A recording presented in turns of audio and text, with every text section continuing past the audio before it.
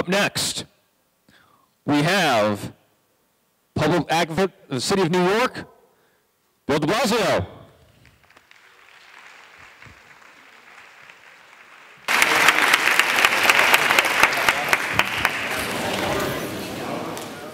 Flowers, water, we've got it all here for you. Yeah. So, Mr. de Blasio, you've heard about our format, right? Yes. Okay, great. So we'll get straight to it. All the questions that I'll be asking were put together by the coalition, and I'll do my best to address them appropriately. And we'll start again with your 2-minute opening statement. Then we'll move into the 4 questions, and then if we have time, we'll get into some other questions from some of the crowd here. So please. Thank you, Richard. Thank you to the coalition and everyone who's here tonight. Look, I'm running for mayor because I want to address the disparities that are facing our city. I always talk about the fact that we are living a tale of 2 cities in New York City right now. Huge disparities in income, in education, in policing, and a path that I don't think is sustainable for the long run in this city. There's things we have to do very, very differently if we want this to continue to be a city for everyone, if we want people to be able to continue to live in their own neighborhood. So it comes down to me to some fundamental changes we have to make. First of all, we have to be willing to tax the wealthiest New Yorkers to help our school children. I'm a public school parent, and I have to tell you, nothing would change our schools more than focusing on early childhood education and after school. I have a proposal for a tax on those who make $500,000 or more so we can have full-day universal pre-K for every student in this city and a guaranteed after-school seat for every middle school student. That would be a game changer for our public schools. And if we want to create real jobs, real opportunities, we have to stop the incredibly punitive policies towards the small business community, particularly in outer boroughs, particularly in immigrant communities that the current administration has undertaken. We have to help small businesses to grow because they are the job creation engine. We also have to use tools of economic justice like paid sick days and living wage legislation that we're not using sufficiently to reach people who need them, especially going through this tough time. And finally, look, we are a city that will rise or fall on immigrants. This is the ultimate city of immigrants. We not only have to fight for changes in Washington, that's crucial, but here in New York City we can do so much more. I have proposed just in the last week a series of changes, including a city-issued ID card for people who need it, a whole series of changes in how we treat immigrant communities so that we can fully integrate people, whether documented or undocumented, to give every opportunity to partake in our community. If we don't do that, we will no longer be the leaders that New York City is supposed to be on issues like immigration and social policy, and that we need to be again in this country. Thank you. All right, Mr. de Blasio, we'll move to the first question section, and that is about APIA representation. As you know, there are currently 10 deputy mayors and top administration officials, 81 heads of city agencies and offices. So, you're mayor. How many will be? Thank you, Richard. Let's say you're mayor. It's all over. All of a sudden, I can decide to do that. That was much easier than I expected. Yeah, all of a sudden the campaigning's over. Forget the money, forget the votes, right? You're mayor. How many do you believe need to be of AAPI descent?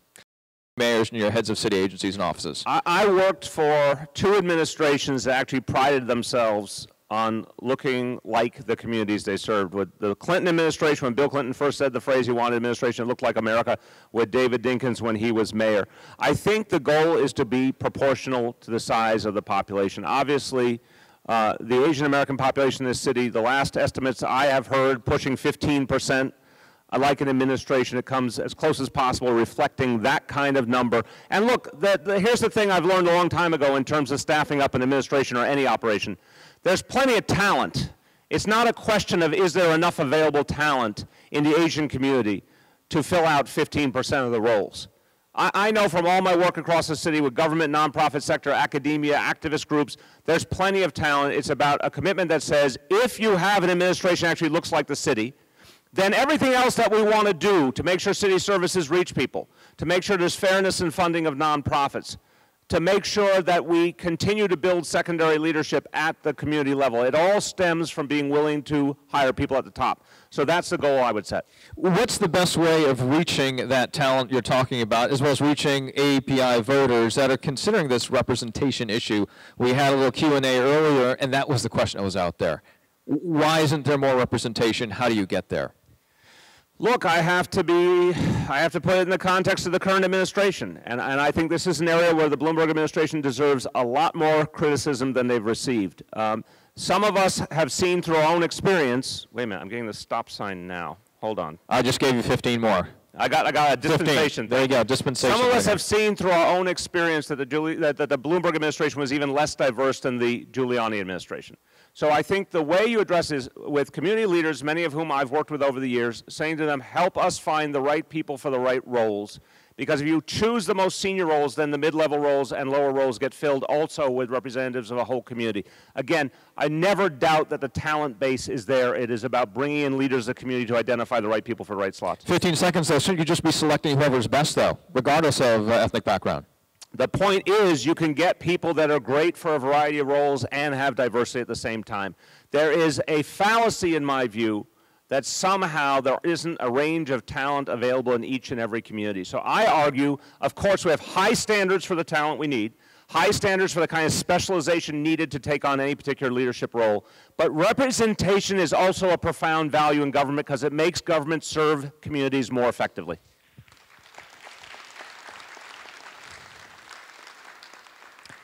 Second question area, immigrant services. And I want to ask you about this. How would you support the current system of immigrant services?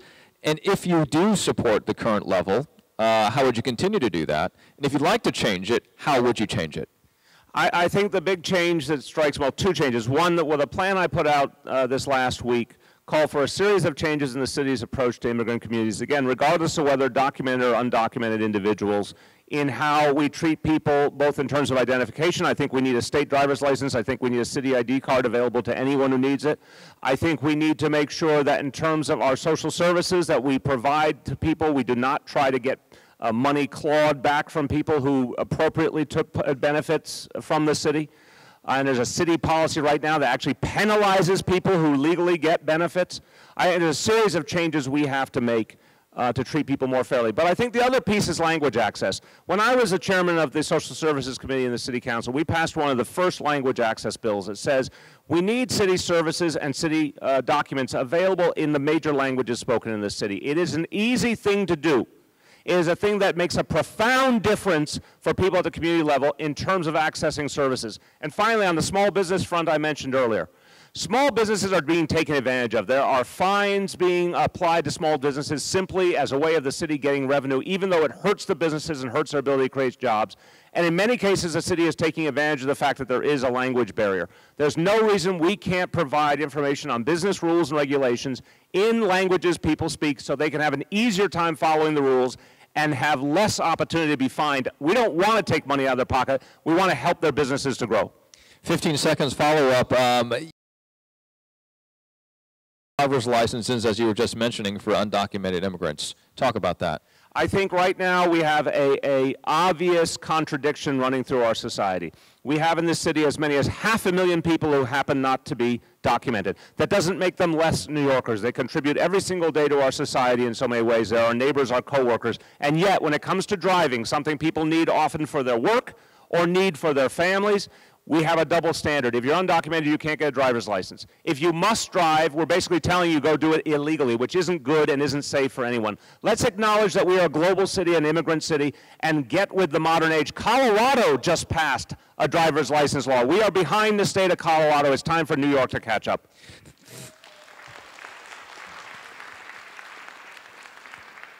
Third question area is public education. I'm going to address 3 items. If you could tell me which one you would select to address first as mayor, when you do become mayor. This is going very well, Richard. You like it already. So these are the 3 issues. Bullying, lack of culturally sensitive support services, and third, the ability for parents, especially immigrant parents, to be able to engage with teachers and administrators because of language access. Yes. I care about all of them, but I want to focus on the third because my wife Charlene is here with us. We have been public school parents for 14 years, and we consider our role as parents the core of our lives, that this is the most important thing in our lives is how we bring up our children. And we have worked hard to develop relationships with principals, with teachers, to make sure we're doing everything we can for our kids. But the school system doesn't make it particularly easy. It is not a parent-centered school system, and a lot of Bloomberg policies have actually pushed parents away and made major decisions about our children's lives, even in our own schools, without consulting us. When you add language as a factor, it gets that much harder. Again, it's the same point I made earlier on language access. It is not hard to translate key documents. It is not hard to find people on the staff of any school or any school district who speak the languages that parents need. If we believe that parents are, this is what I believe, parents are the first and last teachers of our children. We are indispensable in the educational process, but the Department of Education treats us like a secondary part of that process. Language access helps to fix that, and we need that. We need people included. All right, thank you very much. Next question area is housing. There are lots of questions really about housing, all around affordable housing, for the elderly, self-sufficiency, 500,000 new residents coming into New York City. Good for the city in some ways, but on the flip side, supply-demand problem. How do you address that? First, I think it's a almost humorous reality in New York City that we say lightly we're going to add another 500,000 people and no one even blinks. But that's in fact what's projected right now. We're going to go up to 9 million people.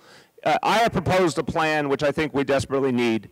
It's on my website, BillDeBlasio.com, a plan for 200,000 more units of affordable housing. And I say it as a matter of necessity.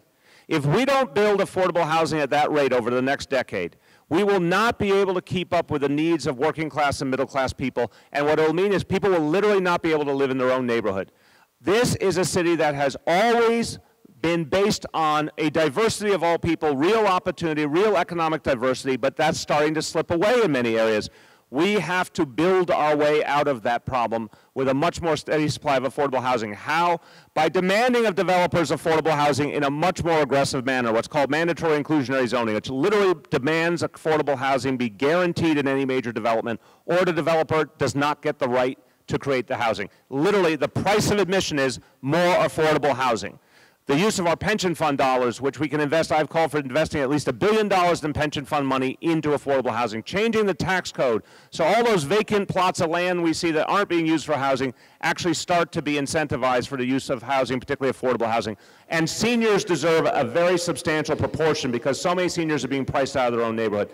The only way we make the city affordable is with an aggressive program that changes the rules when it comes to the real estate development community, because where we are now is not sustainable for the long term.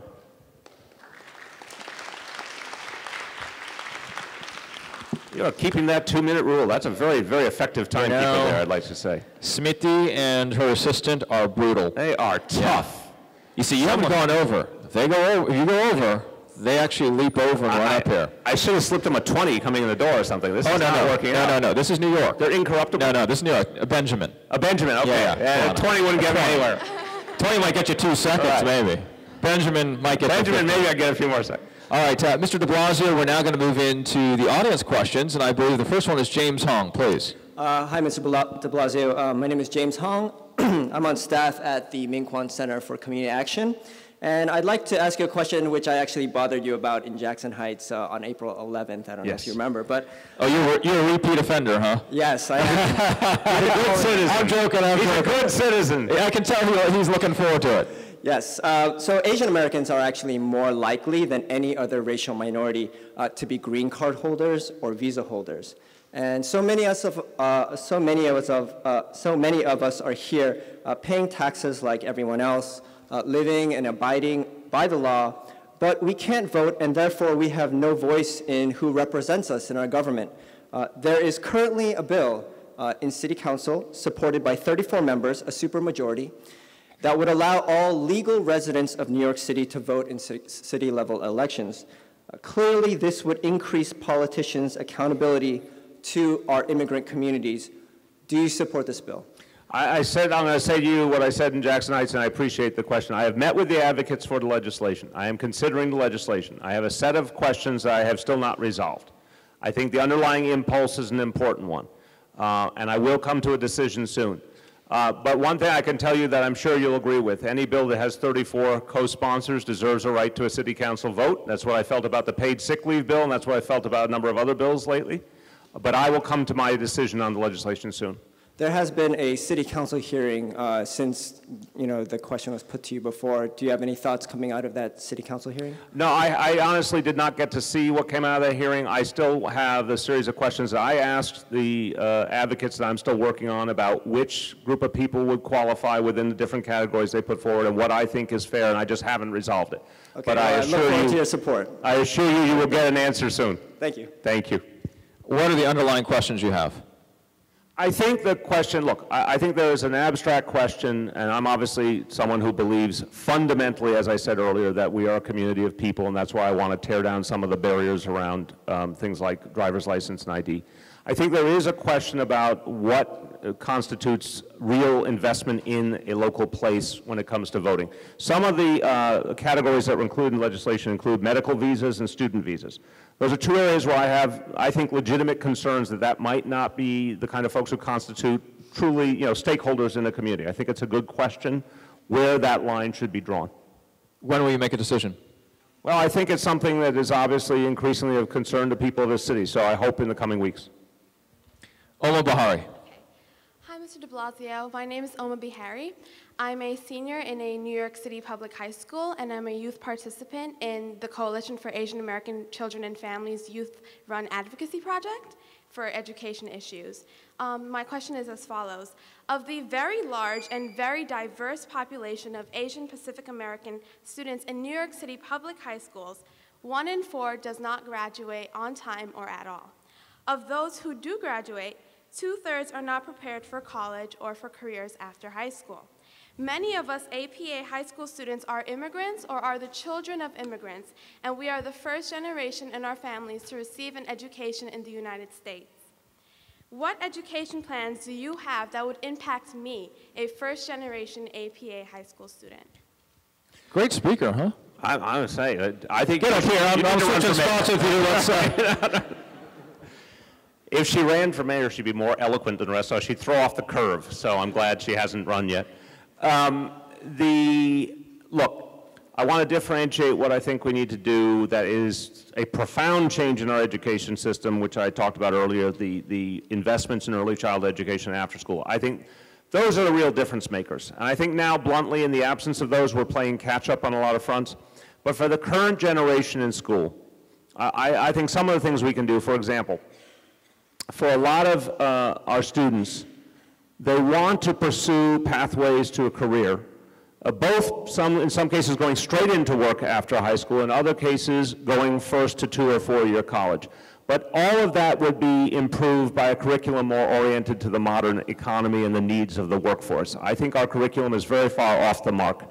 When you think of where the growth areas are in the city economy, in areas like tech and areas like healthcare, very few of our high school programs are focused in that direction. So I think it's about a reorientation towards the needs of the economy. Second, a much greater tendency I want to create to pair schools, both middle schools and high schools, with existing businesses and sectors so that there's much greater chance for young people to experience the workplace, to get mentorship, to get internships that really place them in the workplace. And I think that also helps them expand their education and make their education more serious and more focused.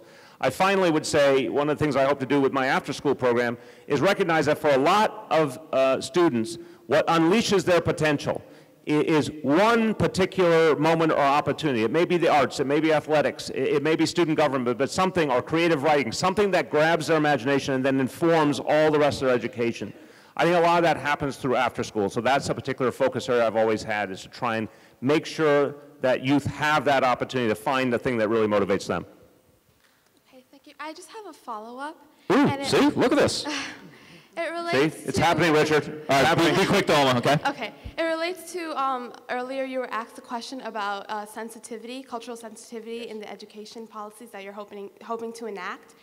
And for a lot of first-generation students from the APA community and also from the Latino community and the African-American community, we need to know that, the cultural nuances that impede our progress impede our access to higher education are going to be addressed in the high school system. So how are you going to address that?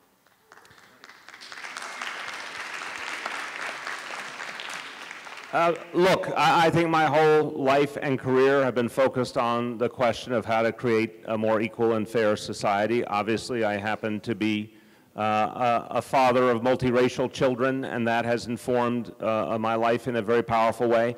I think the issue in curriculum is to make sure that every culture, every history is celebrated. I think it is also crucial for young people to have role models, and I think this gets back to the hiring question. We've made some progress in our school system, but I think there has to be, as was previously true with our police force, a constant effort to create diversity at all levels, because if you're taught by at least some people who come from your own community, that is reinforcing, and it also offers young people to turn to if they need support and if they need guidance. So I think it is about curriculum. I think it is about teaching up and down the line cultural sensitivity, including anti-bullying, the kind of anti-bullying efforts that we need to imbue into our school system. But I also think it's about constantly working for diversity amongst all the people who actually help and support our youth. Oma, if you have a follow-up, you're going to have to corner them outside, okay? Thank you. Great questions, though, today. Thank you, Oma. Thank you so much, James, as well. Mr. de Blasio, for having fun with them as well along the way. And now the closing remarks, please. Thank you. Well, look, I want to thank again everyone for being here. I think there's a series of changes we have to make in this city. I think we can make them. You know, I have a strong critique of what I call the tale of two cities, but I also have a host of changes that I think are available to us if we have the will to undertake them. This is an incredible year, 2013. It's a chance for us to decide what kind of city we want in the future.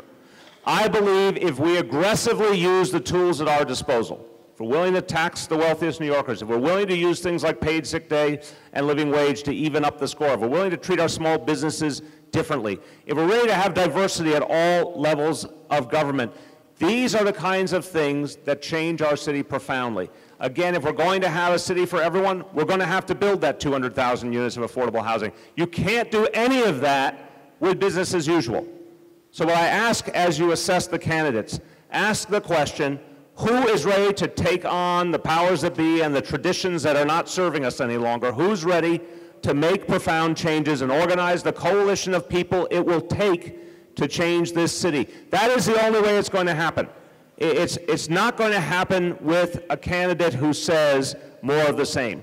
You need candidates who have devoted their lives to fundamental changes and are ready to do something about it, and then you need a coalition of people to not just get them to office, but make sure these promises are kept. There has to be an accountability mechanism. And the kind of organizing that led to tonight's forum has to happen continuing into the new term of the next mayor. It is crucial to take the agenda and hold the candidate accountable to it. I believe that with your help, we can make these changes that will actually make this a sustainable city, a city that every kind of person can continue to live in and prosper in. But if we don't be surprised at all if it's an exclusive city, if it's a city where so many of us no longer can live in our neighborhoods. And that's something we should not let slip through our hands. Thank you so much. Mayor de Blasio, public advocate, thank you so much.